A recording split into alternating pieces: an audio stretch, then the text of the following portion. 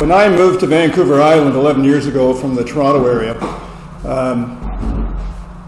I thought, well, what can I do here in Nanaimo? I moved to Nanaimo.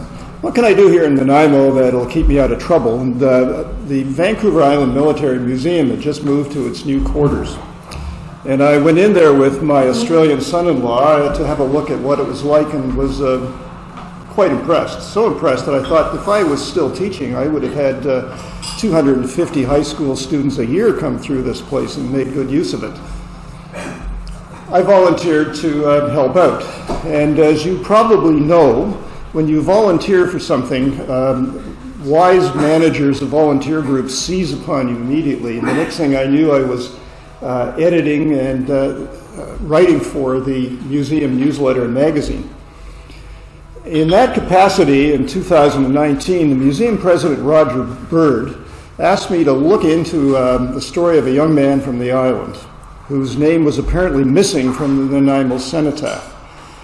A man named Alan Snowy, who was an ex-RCN pilot and Air Canada pilot, and who is a good friend of our museum, had noticed that the cenotaph in Nanaimo was missing a name of a man that he'd researched, a man named Osborne Orr, born in Nanaimo in 1895. And he was willing to put $500 up to get the man's name added to the Nanaimo cenotaph, because Osborne Orr, the young pilot, had been killed in 1918. And Roger, thinking it best maybe we find out a little about him, asked me to start. So I started researching, and I did publish some findings about this young man. And then COVID hit.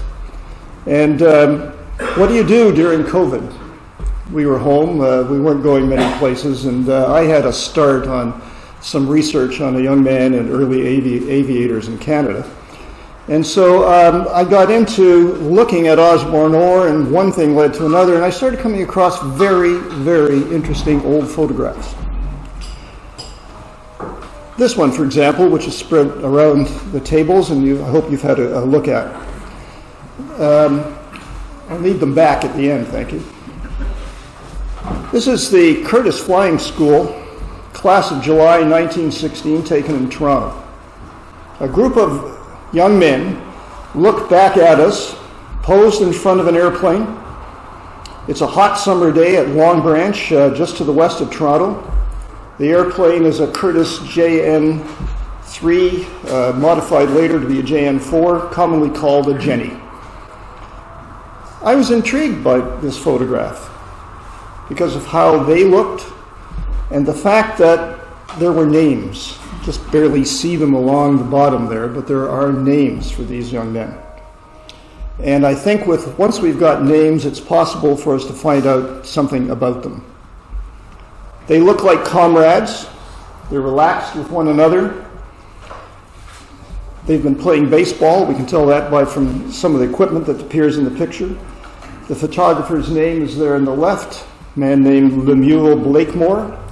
Originally from the United States, and he'd been operating as a photographer in Toronto for only a few months when he put up his camera and took this picture. In many old photos, people have a stiff look. Here, I think they look quite modern. It could be because of the casual clothes,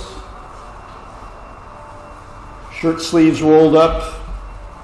I think he's wearing a singlet. Some with shirt off.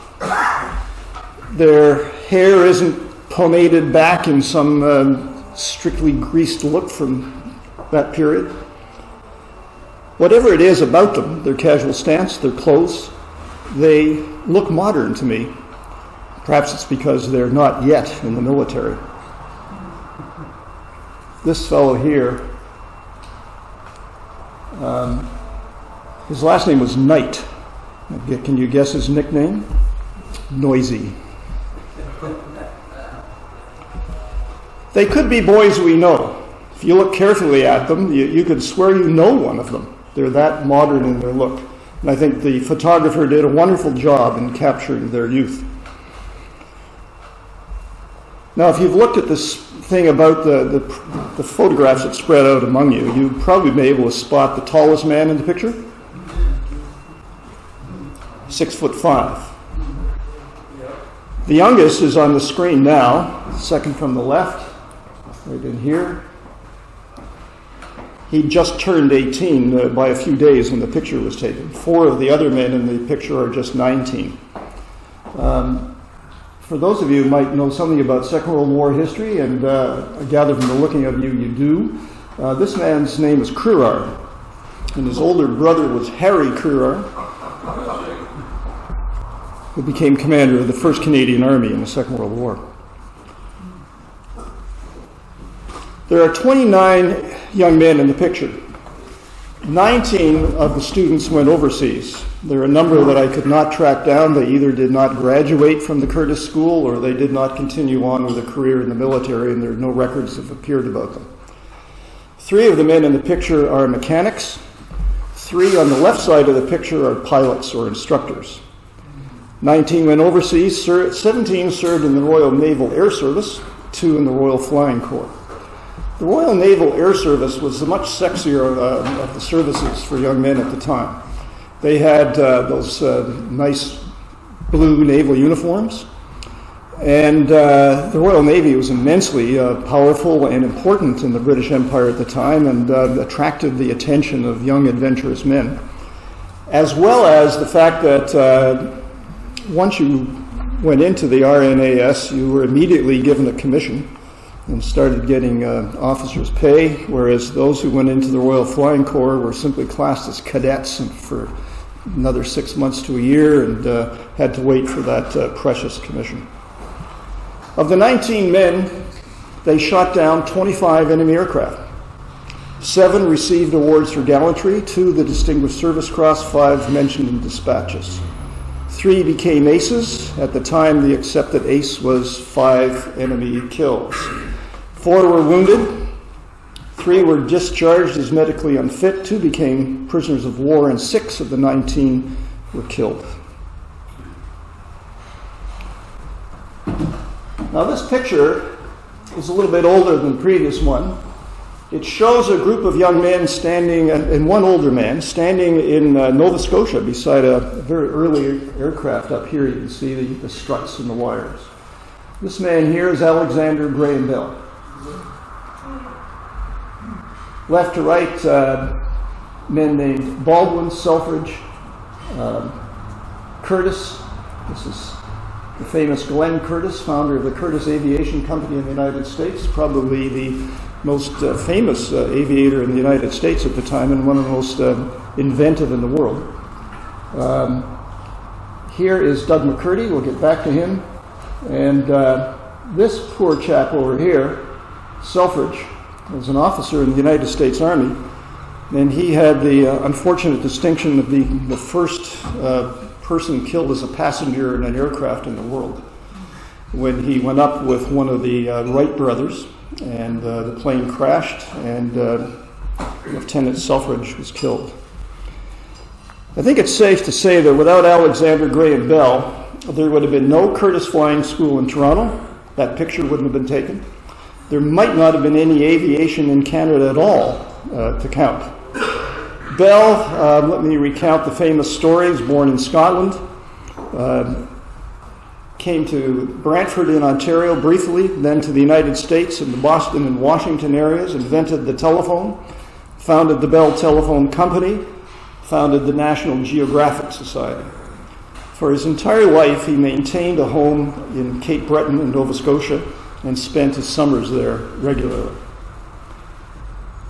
In the summer of 1907, he hired a local man named Douglas McCurdy, who had just graduated from the University of Toronto School of Engineering, and one of McCurdy's classmates, Casey Baldwin, also, both of them had been in mechanical engineering. In 1907, with funding from Alexander Graham Bell's wife, this group of men founded the Aerial Experiment Association and started to experiment with aircraft. Now, in 1907, very few people in the world had actually seen an aircraft fly. The Wright brothers famously founded modern heavier in the air aviation, but they didn't show it to anybody. They kept it strictly private.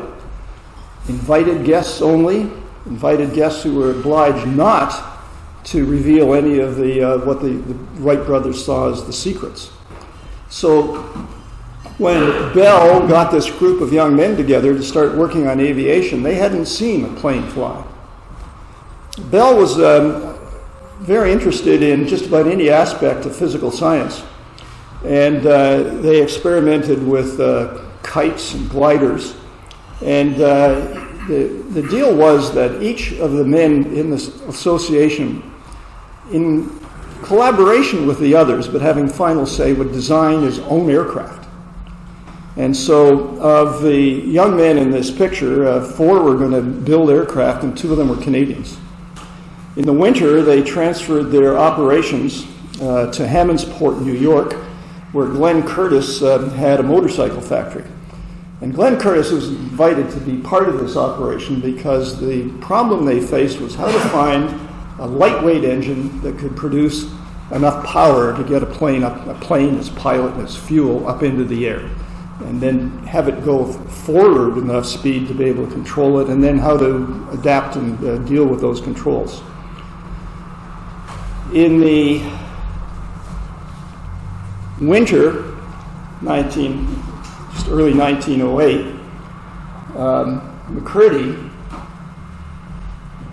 in his designed aircraft, made the first powered flight in Canada and the first powered flight in the British Empire. This is the famous Silver Dart. It took off from the frozen surface of the Brador Lake near Alexander Graham Bell's estate. And it's a very Canadian picture. I assure you that is a man standing in ice skates. And you can see here there are some ice skates, the entire ground crew helping to get that plane ready and off the ground were on ice skates so that they could move around quickly. McCurdy was not the first Canadian to fly. That had been Baldwin. He'd done it just a few months earlier at Hammondsport, New York, when he took his own designed aircraft into the air. Baldwin, the first Canadian to fly anywhere. McCurdy, the first Canadian and member of the British Empire to fly. McCurdy kept working with Curtis. In fact, they formed an early partnership. Glenn Curtis became one of the greatest designers and developers of aircraft in the world at the time, and for quite a while afterwards. And McCurdy and Baldwin took their designed aircraft to Ottawa to show to the general staff to see if they'd be interested in buying some of their aircraft. The general staff report was quite favorable. But the Minister of Militia would have nothing to do with it, Sir Sam Hughes, and said he could see no possible use for the aircraft in the military services of Canada. Well, McCurdy went back to the United States and worked closely with Curtis. He set several records. He flew the furthest over water that had ever been done. He was the first to transmit a radio broadcast from an aircraft to the ground. And he worked with Curtis in the designs, particularly of seaplanes. So when the war started,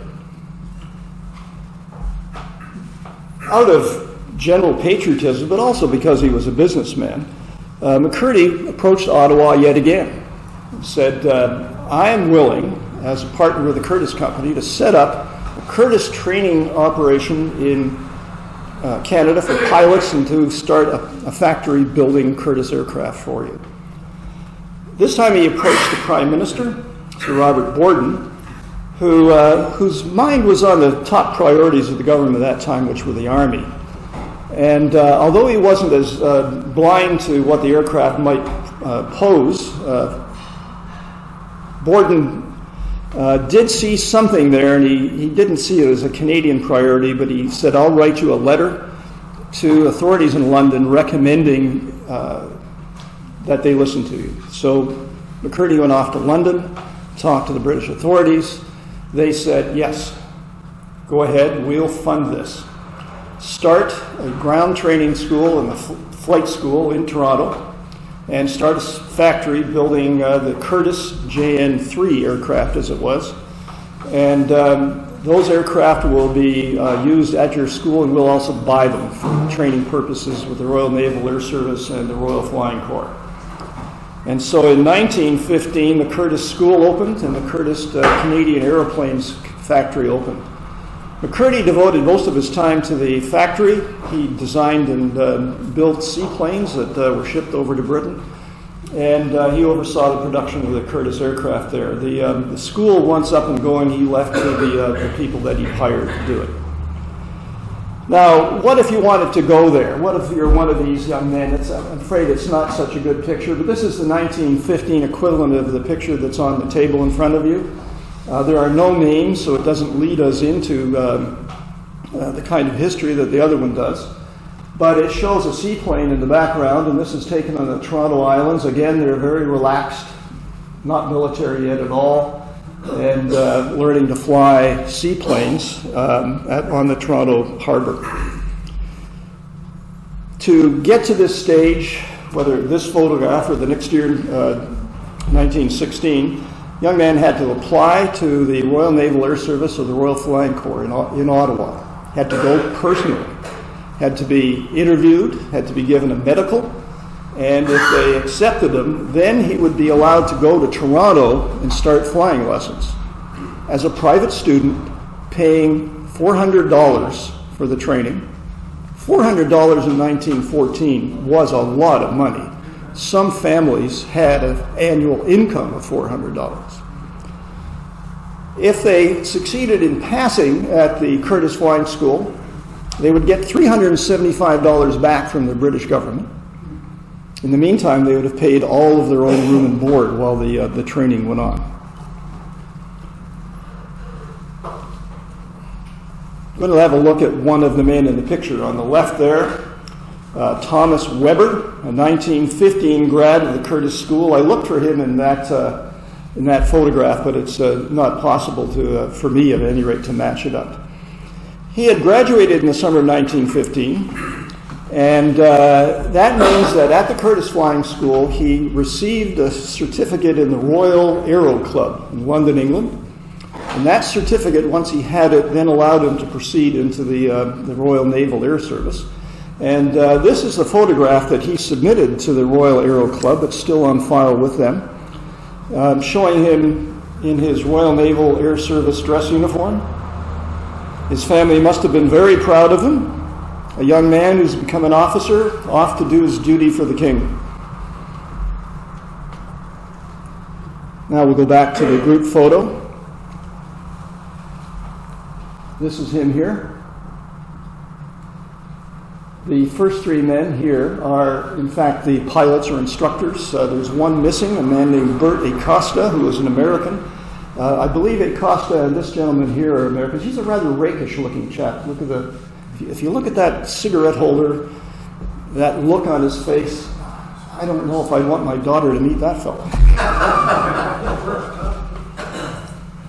This is Weber. Now, we just saw him in 1915. This is him in 1916 back in Toronto. And here lies a very interesting story.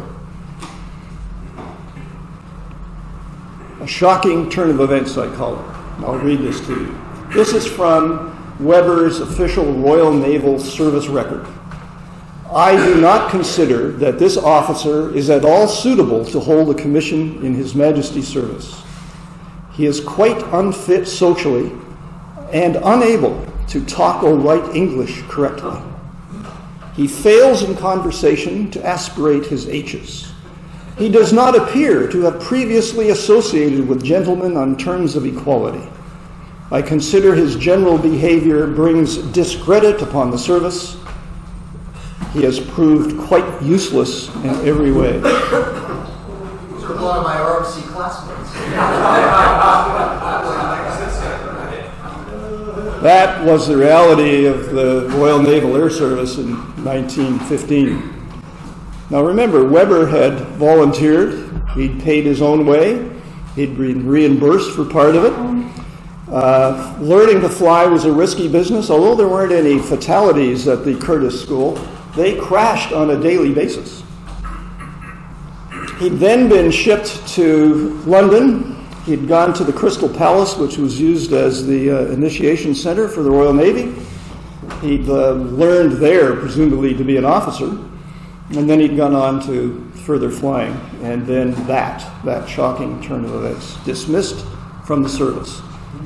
He didn't give up. He returned home, got a job teaching young men to fly. He's clearly determined. Here's one of the other pilots. They're on the left in the picture. This is Pilot McLean. This is his card from the Royal Aero Club. Again, he's wearing his Royal Naval Air Service uniform. This is the card that's still on record with the Royal Aero Club in London, where he's from, his date of birth, his full name when he was registered. He was born in Toronto in 1891. In 1914, he joined the Canadian Army in the Eaton Machine Gun Company. Now, we all remember the Eaton department store.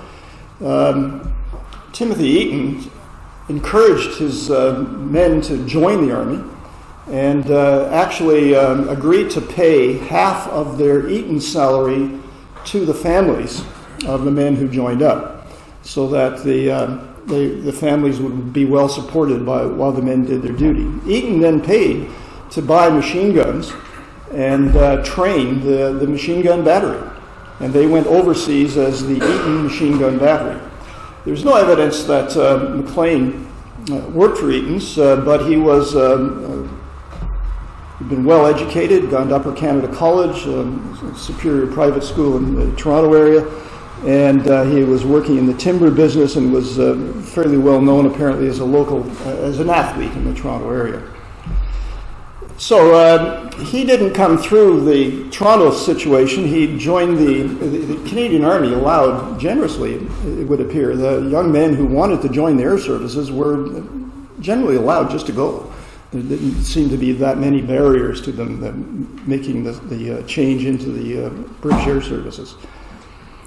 He got the flying bug somehow, qualified as a Royal Naval Air Service seaplane pilot, and was described in his official record as a zealous young officer who had good bearing. He was posted to the seaplane tender HMS Riviera, which operated in the English Channel with its seaplanes doing things like spotting for the monitors which were bombarding the German coast or hunting German submarines and so on. He unfortunately developed a severe kidney disease, was declared unfit for service, and his commission was terminated. And that's how he ends up back in Toronto in the summer of 1916. Just a few months, really, after he was invalided out of the Royal Navy. So these were two of the pilots who had some service overseas back in Toronto helping train these young men. Now, McLean, this is from the archives in Ottawa. Again, we have a little problem with light here, but this is for the week ending August 8th of 1916. Pilot McLean. The names of the pilots, each instructor pilot had 10 students. Here's young Crerar down here. Right here is a man named MacDonald from Nova Scotia who became an ace later on. And I'm going to pay particular attention as we get into this to Gagné here. I'd like to mention this man, Hall. His father had been a member of the BC legislature, was a doctor, had volunteered for war service and was serving in the Army Medical Corps at Esquimalt. After the war, the Hall Sr. Opened a medical practice in Nanaimo and eventually became mayor of Nanaimo in the 1920s. Hall here did survive the war and became a doctor himself, along with two other brothers. And at one point in Nanaimo, there were 4 halls in medical practice. So they're still somewhat well known in the Nanaimo area. If we look here, let me give you a look at Gagné here. Gagné started the week with 386 minutes of flight time and ended the week with 428. So he had made the required 400. He then had to pass the Aero Club requirement, which was to fly at just a few thousand feet to do a circle of 8 to make 3 landings, and very simple stuff by today's standards, but it got him in. Once he'd done that, he was in. Young Crerar down here started with 281 and ended the week with only 307. One airplane, if one of the students crashed that plane, they had to wait for it to be repaired for the rest of them to get any instructional time. If they had a day of high winds, which was this day here, Sunday the 6th, it was too windy for them to get any airtime, so it would take them weeks. Remember, they paid their $400, they're paying their own room and board, and they just had to wait until they could get their time and get it done. So, we've just done that. I'd like to look at this man in our picture, Oliver Gagne. He's on the right side of the picture. He's got a pipe in his hand. Handsome looking chap. He's not in any uniform here. He must have had this formally taken in Toronto. He was born in 1896, so he was 21 when the picture was taken. He was both Canadian and American. His pregnant mother was visiting her sister in Sault Ste. Marie, Michigan, when she went into labor, so he was born in the United States, but he grew up in Toronto, spent most of his life in Toronto. He was studying engineering at McGill University when the war began, and at the end of his 3rd year of engineering, attended the Curtis School. He then went from the Curtis School. When he got his over 400 minutes, he went to the Crystal Palace, to Cranwell in England. His military record says he's a keen and good officer. He was graduated a pilot, it says, and recommended for scouts, scouts being the term in the First World War for fighters. In February of 1917, he was posted to Naval 6th Squadron at Dunkirk, flying Newport Scouts. And this is one flight of Naval 6. They're wearing their naval blue uniforms. Difficult to see. This is Gagne down here. They also had, you'll see the Royal Naval Air Service in field khaki. I have no reason why I don't understand yet, and nobody ever will, why they were in some in blue, some in brown. They mixed. What was going on, I don't know, but there they are. If you see a naval squadron in brown, don't worry about it. That was their field khaki. Flying the Newport, they were on patrol over the Channel. They were protecting the Royal Navy ships in the Channel. And in 1917, when the Battle of Vimy Ridge was going on, in the air there was a huge battle going on, which basically the British Air Services lost. It's called Bloody April to this day. And the Germans, with new aircraft, inflicted huge losses. In order to help the Royal Flying Corps out, the Royal Naval Air Service loaned some of their squadrons from coastal duties to fight. And so this is Gagne. There's the squadron mascot, both looking content, Newport fighter. On the 11th of May 1917, Gagne flew 2 patrols. In the morning, the first patrol was at a height of 5,180 meters, 17,000 feet. Many people are surprised about that today. There was no oxygen. There was no heating. It was an open cockpit. No parachutes. The British flying services did not have parachutes in the First World War. That was thought the parachute might contribute to cowardice. Even the Germans, who introduced parachutes, only introduced them in late 1918. So they were up there on freezing cold. Now, 17,000 feet is pretty high without oxygen or heat. They were fighting at 20,000 feet. So I think today we kind of forget that there were developments from string aircraft that could barely get off the ground in 1908 to altitudes, combat altitudes of 17,000 feet in 1917. In fact, in training in the Toronto area, that Jenny was normally doing training at 15,000 feet. So things had progressed quite a bit. That was his morning patrol. In the afternoon, he flew another patrol. This one was at lower altitude and got into a dogfight with a group of German fighter aircraft. His guns jammed and he had to try to get away. He was shot in the shoulder, wounded. According to the records that he later testified to, he dove to get away from his German pursuers. He passed out. He regained consciousness in time to pull out of the dive he was in and crashed into no man's land, where he passed out again. He then woke up and started crawling towards the British lines, and they came out and got him. This is Gagné in hospital in England. His left arm has been amputated at the shoulder. This photograph and others are provided by Doreen O'Keefe, who is Gagné's daughter, still alive. It's interesting to do this kind of research because suddenly you're talking to somebody who talks about, well, Dad said this and Dad said that, and you're just 1 degree removed from the First World War. The First World War, you're talking about something like that. I also had a lot of help from a man in Ladysmith, Mike Fall, whose father, Joseph Fall, was an ace in the First World War. And again, 1 degree removed, talking to someone said, well, Dad said this and Dad said that. In fact, Mike Fall has thousands of his father's photographs.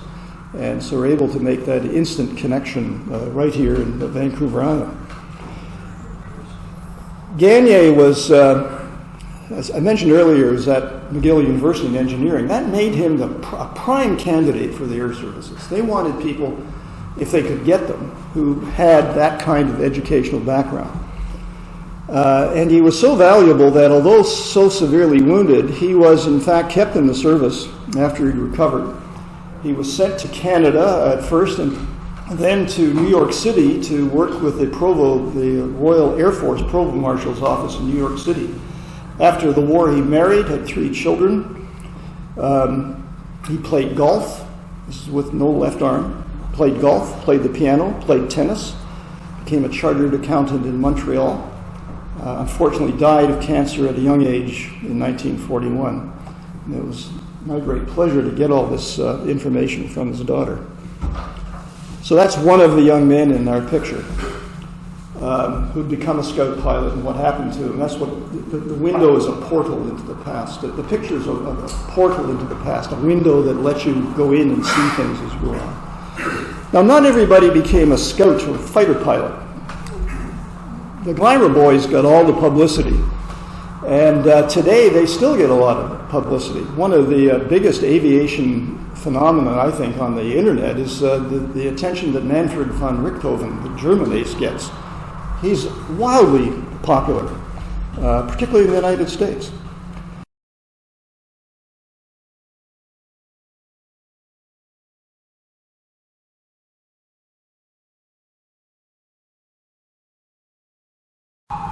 This is a bomber developed in 1916 in service in 1917 and 18, the Handley Page O/100. And you can see from this, again, how things have developed. They were dropping bombs from this thing that were as much as 1,000 pounds. It had a 10-hour duration. Open cockpit. The observer, who acted as a bombardier, navigator, and front machine gunner, was up here in an open, and you could look over the edge like that. I'm not sure they wore any kind of safety harness at all, because you hear stories of them falling out. There was a room for a machine gunner in the back, and sometimes, depending on the flight and the load, they would take other people with them. A couple of men just visible here give you an idea of the size. I think the 10-hour duration gives you some idea of what it was like. In our photograph, Ross Johnson and Roy Allen flew these aircraft with Naval 7 Squadron. The Navy had its own bomb wing operating from northern France and around Dunkirk. Now we'll go to the right side of the photograph. I call it the deadly right side. The man here in the middle, Roy Allen, became a bomber pilot with the Royal Naval Air Service after completing his Curtis and further training. But in this picture, John Playford Hales from Guelph, who was killed in action and an ace, flew with Collishaw's squadron. This is young Crerar. He was killed flying in Palestine. This is Gagné, we know about him. This is Roy Allen. Here's McCrudden, who was wounded. Blythe, who was another ace, who was killed. And Fitton, the only man in the picture of this end of the group to survive the war unscathed. Roy Allen we'll return to. He made 43 night bombing raids, mostly against U-boat bases on the canals in Belgium, and into the Rhineland in Germany, bombing bridges, rail depots, and steel mills.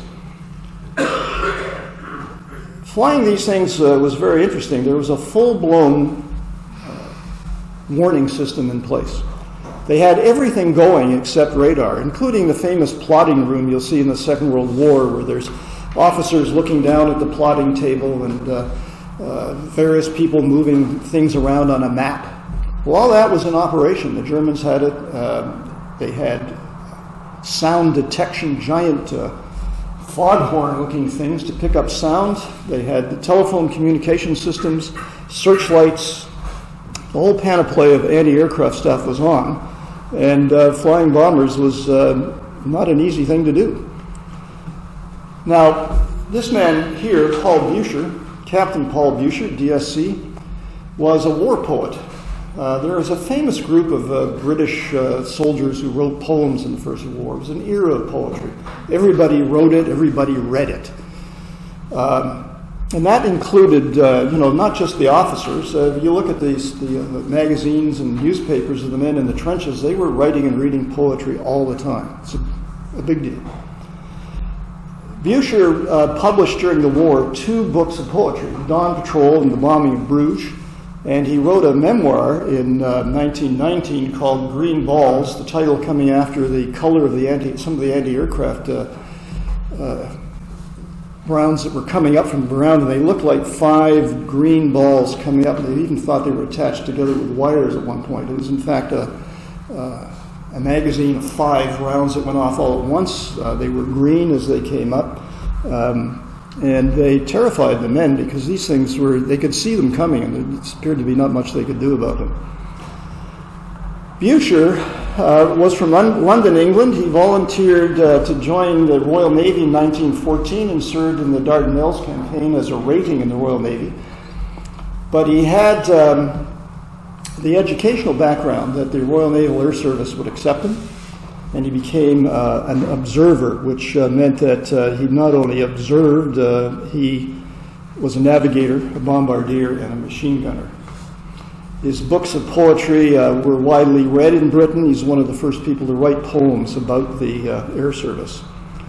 He became very famous in the United States because his articles and books were published in the United States, and he may be, given the fact that British aces weren't writing books, they were too busy fighting. His books were published in the United States, and his articles were published in the United States, and he may have been one of the most famous Brits of the First World War, as far as Americans knew. He said this of Roy Allen, the man in our picture there. Roy Allen was a freckled, red-headed youth, brave, fearless, capable, easily the most popular man in the squadron. A pilot with a wonderful reputation as a night bomber. He has behind him the record of innumerable successful raids, when in spite of all difficulty, he has successfully driven home the attack.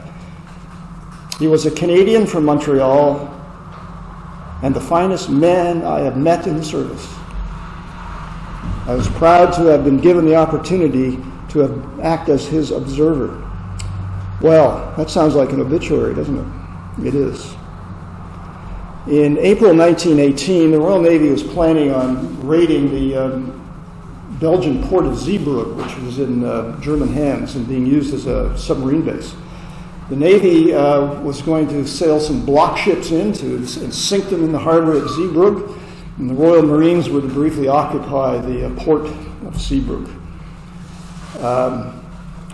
To prepare for that, Handley Page bombers were sent up to go on patrol the night of the 11th or 12th of April, and to spend the hours between 10 p.m. and 1 a.m. circling over Zeebrugge, bombing the mole at the harbor, dropping flares to support the RN as it came in, and that was their task.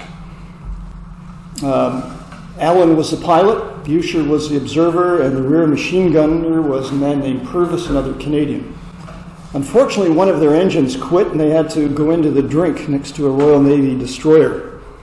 And Roy Allen drowned, the pilot. The other two men managed to get out of the aircraft and be hauled in by the crew of the destroyer.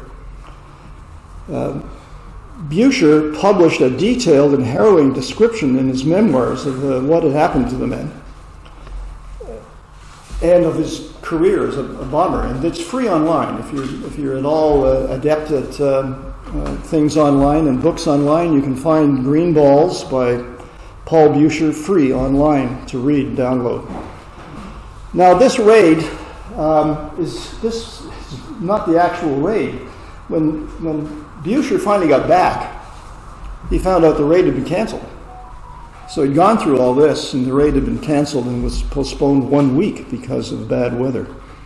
And that and accumulated physical and stress-related injuries, he was invalided out of flying service and was no longer allowed to fly. He had a complete breakdown and spent several months recovering in hospital. Being keen mattered for these young men. At Cranwell and other training centers, we go through their records, you find that 9 of the men in the picture were good officers, according to their records. 2 were fine officers. 2 were moderate officers. 2 were promising officers. One of those promising officers became one of the best leaders and pilots. 3 were keen. Gagne, who we've already talked about. Marshall, and a man named Ellis, who was killed in action. 1 man contracted gonorrhea twice, then syphilis, and his record states that he was allowed to relinquish his commission. Now, the casualty rate's an interesting thing. It varies, whoever you read, there's no set thing on it. Generally speaking, if you were unable to continue to fight, you might be classed as a casualty. So it's killed, wounded, prisoner of war. Not all wounded, but it's up and down. It just goes back and forth. But here's what I've been able to get. There are 21 of the 29 men in that picture served overseas. Remember the 19 students and 2 instructors. 6 were killed, 3 were wounded, 2 became prisoners of war. 17 of 21, according to the loosest definition of casualty, became casualties of war. 17 of the 21. Some of them died in combat, some died in training. Ellis, who was in that last picture, the man who was killed, the dangerous right side, was killed flying a camel and stunting over a German airbase. They did that all the time. They'd go up and just do all sorts of aerial stunts to show off over their own lines, over a German base just as a taunt. And Ellis went in a spin and couldn't recover and died. The camel was a notoriously effective fighter and a notoriously dangerous fighter to fly. Its instability, I guess, made it a good fighter, according to what I can figure out. 413 pilots were killed in action flying camels. 385 pilots were killed learning to fly the camel. So stunting, as it was called, and just regular training accidents took a tremendous toll on these young men. Now, what happened to the Curtis Flying School? relying on private enterprise to feed pilots into the needs of the British services just wasn't working. They weren't producing enough. They weren't producing fast enough. It was beyond the capabilities of the private schools to do it. By 1916, the casualty rate among aircrew was so high that both the Royal Navy and the Royal Flying Corps realized they had to take it over themselves and start to produce large numbers of people. An officer from the Royal Flying Corps was sent to Canada, and he was quite shocked. He found so many eligible-looking young Canadians walking around the streets of the Canadian cities that he said there's a huge potential here that we're missing in terms of getting pilots and observers and so on.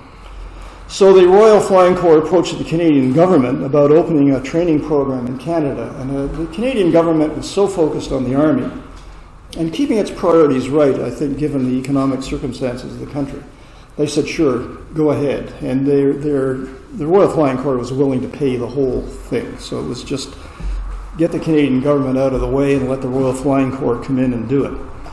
And so they started to send out training squadrons in January of 1917 to be the Imperial Royal Flying Corps, as the Canadian operation was styled. And they started recruiting young Canadians and Americans as well. And then when the Americans entered the war in early 1917, the U.S. Army Air Service was practically non-existent. There were a few airplanes, but they had nothing. And they started sending people to Canada to train. This is a group of young men lined up, probably 10 times as many as we saw in the Curtis School. This is University College at the University of Toronto, a building that's still standing. And it's the number 4 School of Military Aeronautics, the Royal Flying Corps, September 12, 1917. Every 6 weeks, a class that big would graduate from the ground training, which is what the School of Military Aeronautics was about, and proceed to the Royal Flying Corps' basic flight training operations at Leaside and Armour Heights in the Toronto area, at Camp Borden, which was at the time the largest aerodrome in the British Empire, and at 2 other training fields near Kingston, Ontario at Deseronto.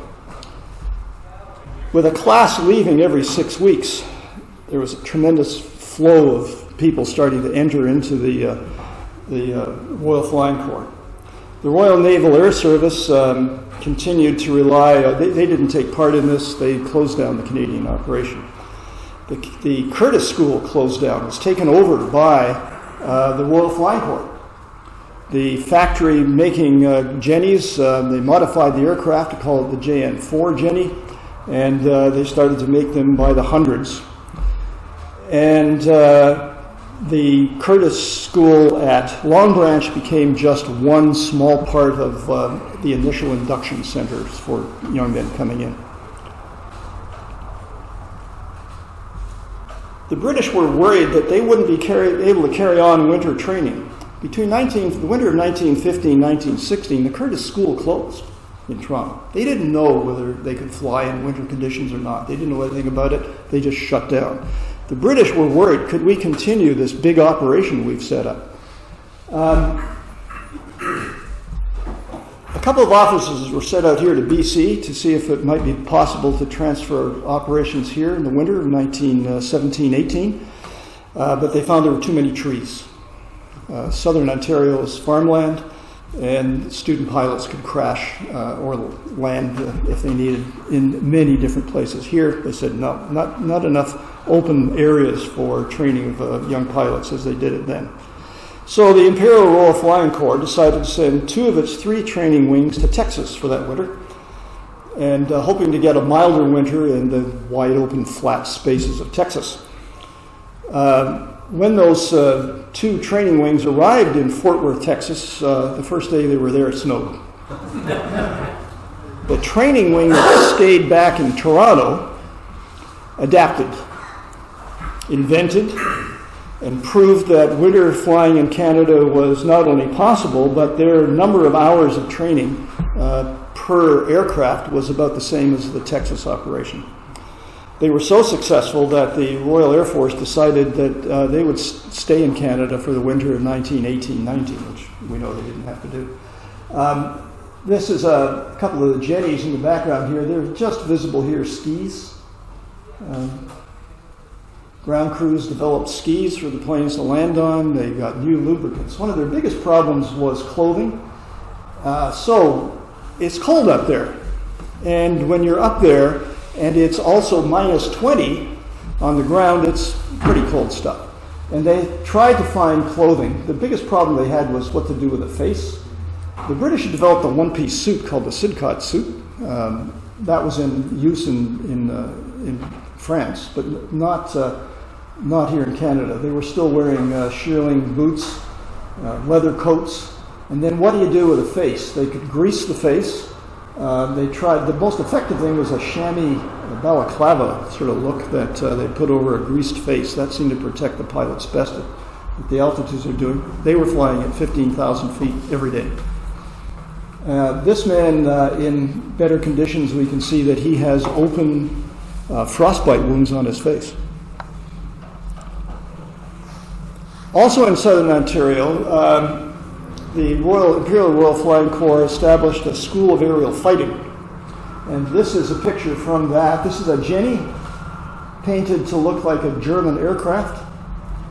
On the left is George Trim, and this is Earl Godfrey. Earl Godfrey is in the Canadian Aviation Hall of Fame, one of the founders of the RCAF, distinguished career. Trim is practically unknown these days. But together, they were the officer commanding and assistant CO at Beamsville, Ontario, at the School of Aerial Fighting. Beamsville is on the shore of Lake Ontario, roughly between Hamilton and Niagara Falls. Trim was very influential in developing aviation here on this coast, the founder of the first airline in British Columbia in 1920. There's an interesting story about this. When the war ended, Godfrey was asked by the RAF commandant, Brigadier Orr, if he could be taken up to see Niagara Falls from the air. So, got him into a Jenny, took off from Beamsville, up very close to Niagara Falls, flew around Niagara Falls, having a look at it from the air. And then Godfrey thought, he claimed later, that Brigadier General Orr was pointing down. So he went down and flew under the Rainbow Bridge.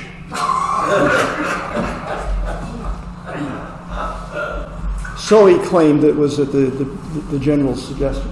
When he got back, however, he found out that the general had been doing some other gesture altogether and gave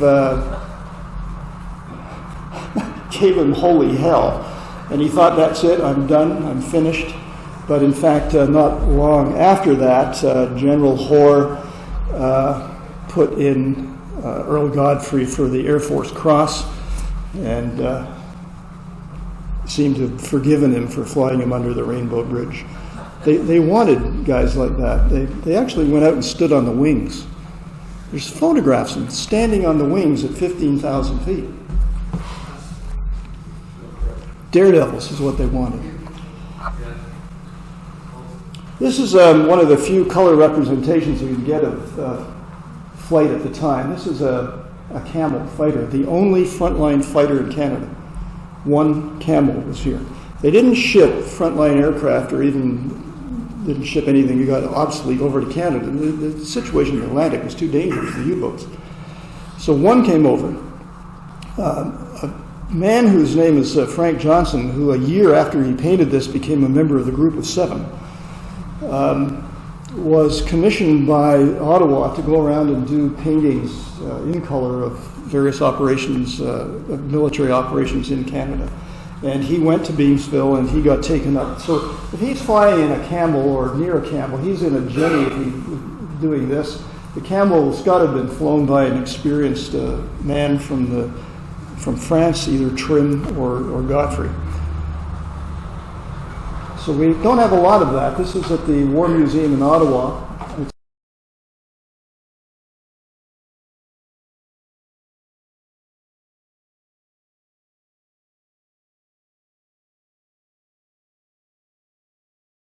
how big it is up there, what it's like in the air.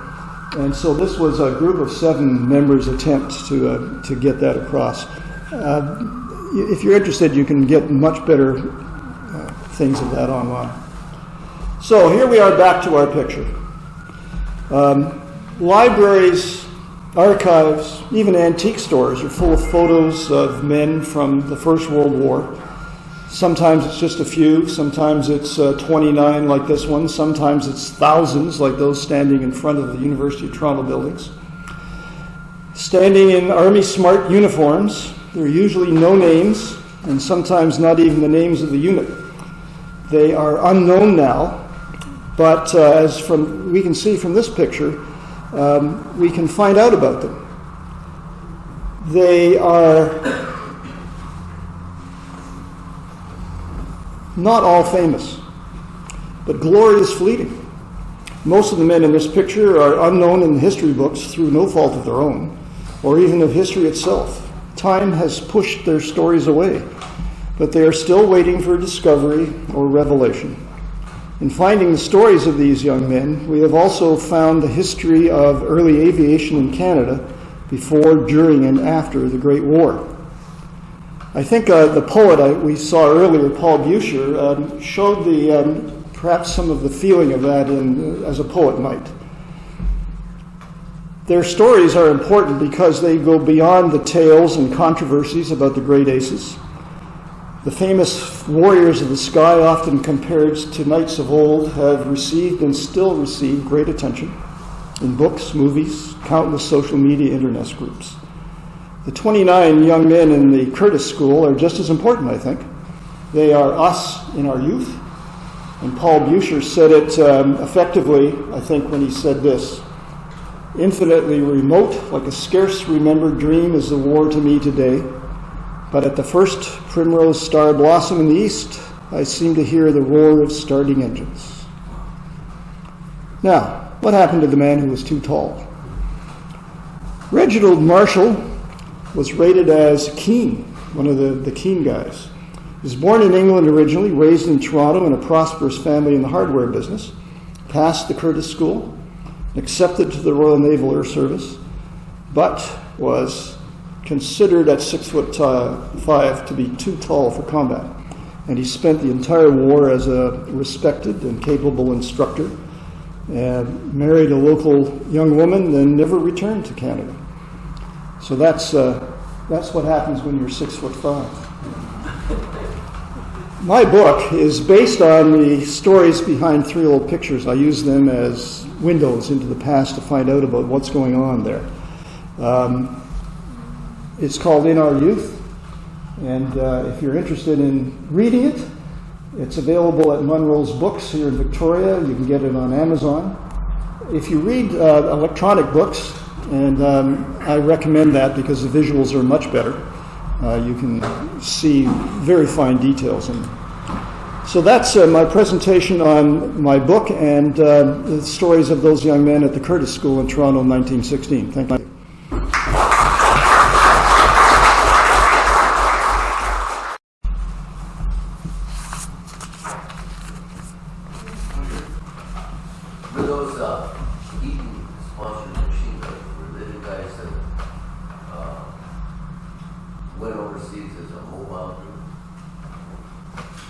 No, that was the motor, what's it? Colonel. The name that comes to mind is Griffin. No, there was a mobile group, and they had armored cars that were open at the top, and the sides would fold down to reveal the machine guns. And they had quite an effective career. The machine gun corps was, the Eton Machine Gun Corps was just expected to be part of the ground forces, the grunts. They were specialized in machine guns, but they didn't have any mobility that I'm aware of. One of those machines is still in the War Museum. It is, yeah. What did they fire? Eaton's group started with Vickers. They started with Vickers.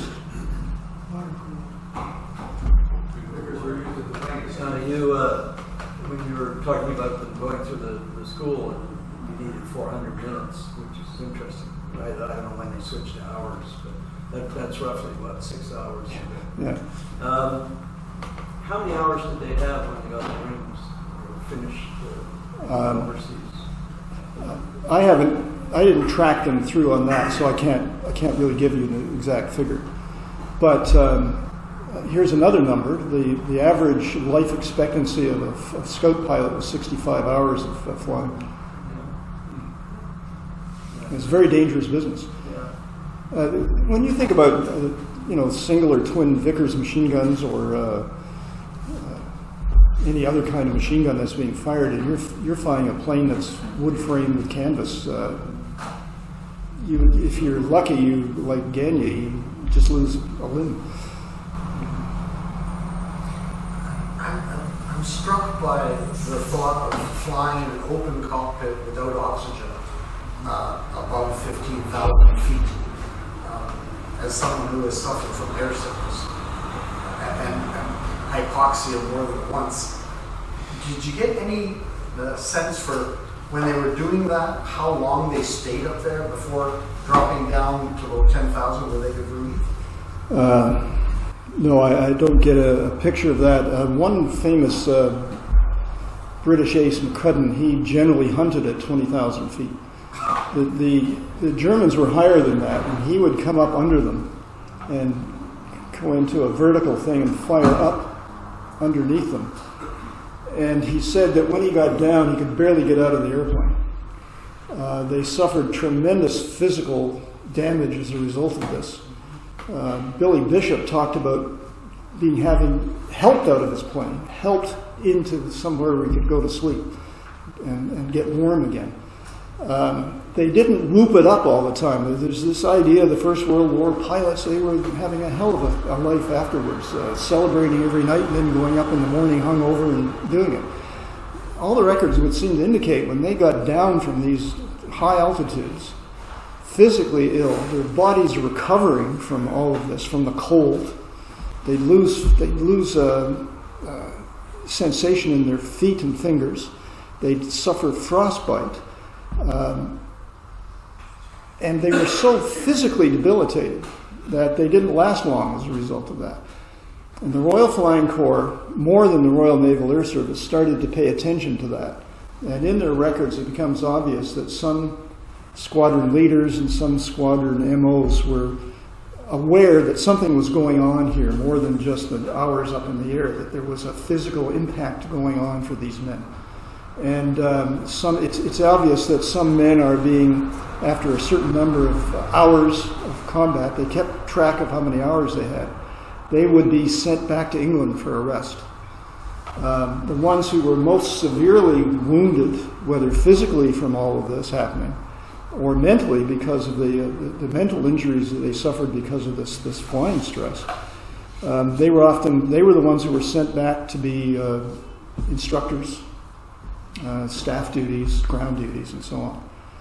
And in fact, by the time we get to the Imperial Royal Flying Corps operating in fall of 1918, at the very end of the war, most of the instructors were Canadians at that point.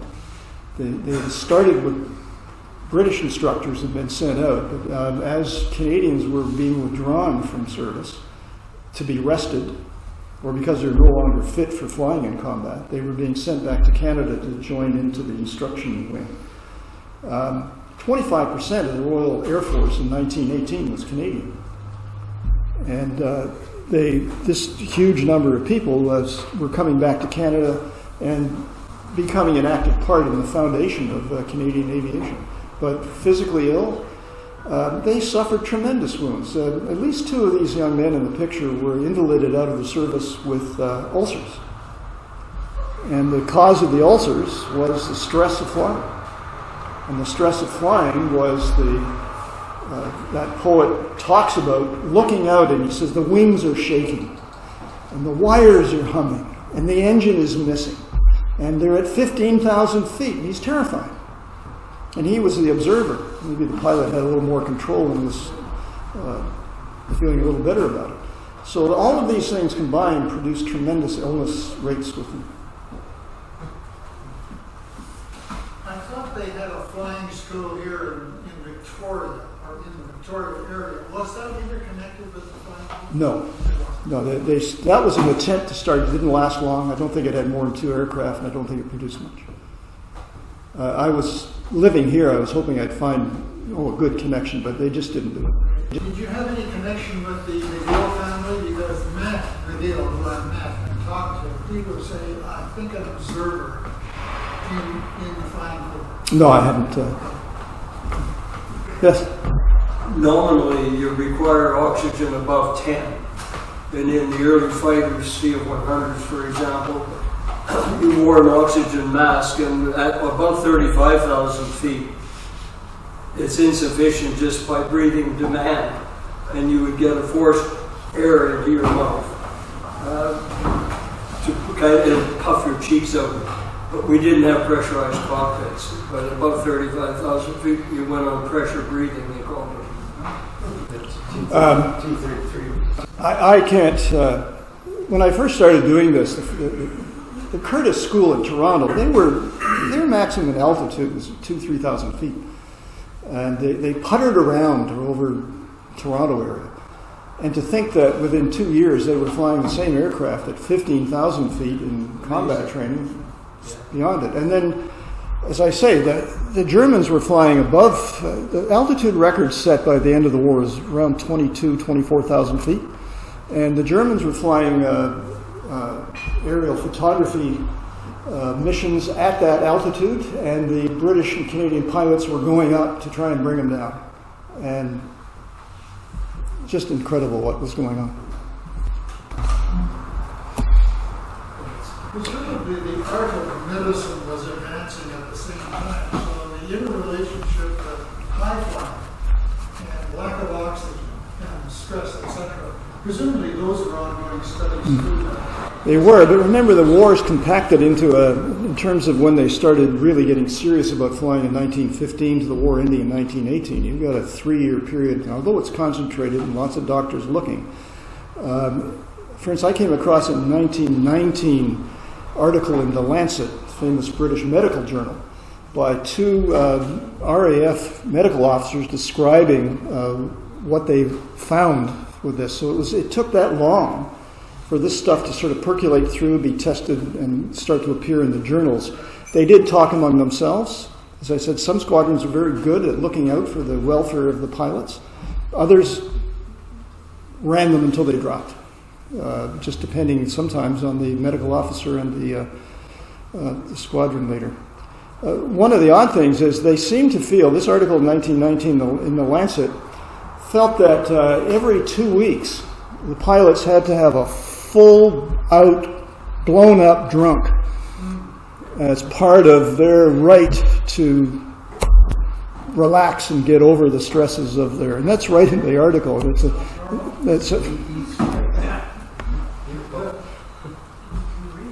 I have also spread out among you, and I'll reiterate, I'd like to get those big photos back, some pamphlets from the Vancouver Island Military Museum, and encourage you to, next time you're up island, to come in and have a look. We're open... Sorry, you keep the pamphlets, absolutely. The museum is open Mondays through Saturdays. Admission for veterans and seniors is free.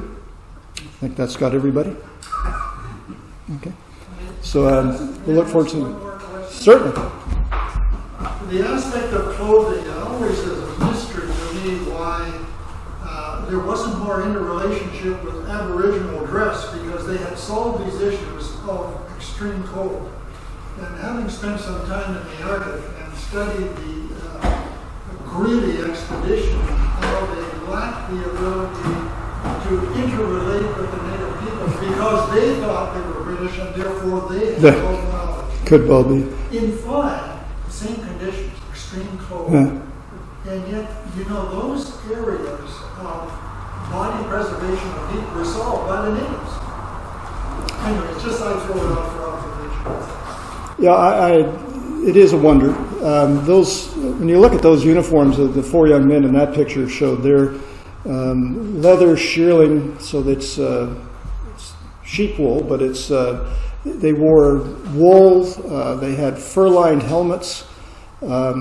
It's just so debilitating. I think there's the wind chill, what we would call a wind chill factor, as you can imagine going on. But yeah, they did it. I think perhaps the altitude sickness was a bigger danger than the cold. They seem to have lots of good clothing, except for the exposed skin and the face. They suffered tremendously from frostbite. Oh, yes? I could add one last comment as a fan of military museums. This is not a D&D museum. This has been done by volunteers in Nanaimo who's been there for at least 20 years. It used to be in the Rutherford shopping mall at one time. It's now in the Bastion in downtown Nanaimo. It's one of the easiest buildings in the city to find. Getting into its parking lot is a bit of a challenge from time to time, but it's worth the effort. And they know what they're doing, and they've done really, really well. Thank you. Thank you very much.